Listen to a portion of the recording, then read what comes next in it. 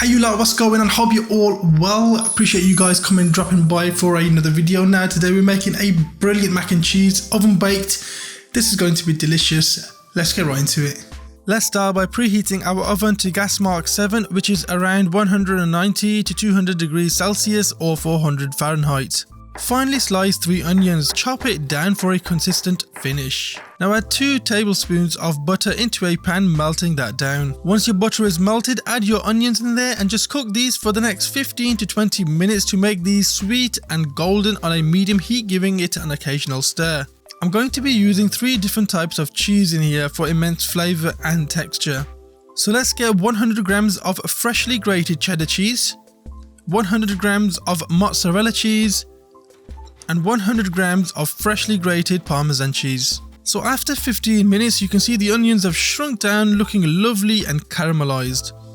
To this we will add 3 tablespoons of plain flour, which is going to act as our thickening agent, to which we will then add 1 litre of whole milk, which we will add a little at a time and let that simmer down as we are cooking our pasta. So I'm using macaroni here and I'm going to only boil this for around 5 minutes, which is around halfway done, as you'll see why I'm doing this shortly. Turn off the heat under the sauce and add 1 teaspoon of yellow mustard and 1 teaspoon of Worcestershire sauce and give that a mix. Now add most of your cheese in the sauce, leaving behind a small handful for later. Now remember to do this off the heat, as you don't want to boil your cheese or you're going to get a orangey greasy mess, which you don't want, trust me. Now add in your parboiled pasta or macaroni, whatever you're using, and give it a mix. Now let's bring this over to our baking dish and lay all of this silky deliciousness down in there.